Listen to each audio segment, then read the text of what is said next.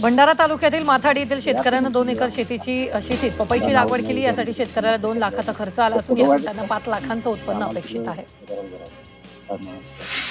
बारामतीत सुरू असलेल्या कृषी प्रदर्शनात यंदा शेतकऱ्यांना पाण्यावरील शेती पाहायला मिळणार आहे। आतापर्यंत पारंपरिक मातीतील शेती, हायड्रोपोनिक शेती, मातीविना शेती पाहिली, मात्र कृषी विज्ञान प्रदर्शनात यंदा पाण्यावरील शेती पाहायला मिळते। ही शेती पाहण्यासाठी प्रदर्शनात शेतकऱ्यांनी हजेरी लावली। बारामतीत सुरू असलेल्या कृषी प्रदर्शनात 1 किलोचा कांदा पाहायला मिळतोय। हा कांदा नेदरलँडचा असून बारामतीच्या मातीत रुजला गेला।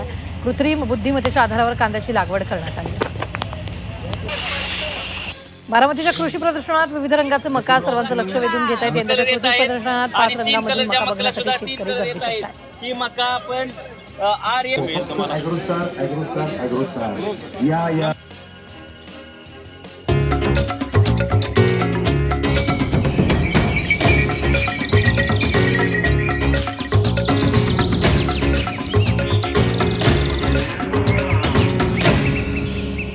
पीक पाणी पॉवर्ड बाय ऊस पिकाच्या भरघोस वाढीसाठी नेचर केअर फर्टिलायझर्सचे खत ग्रीन हार्वेस्ट।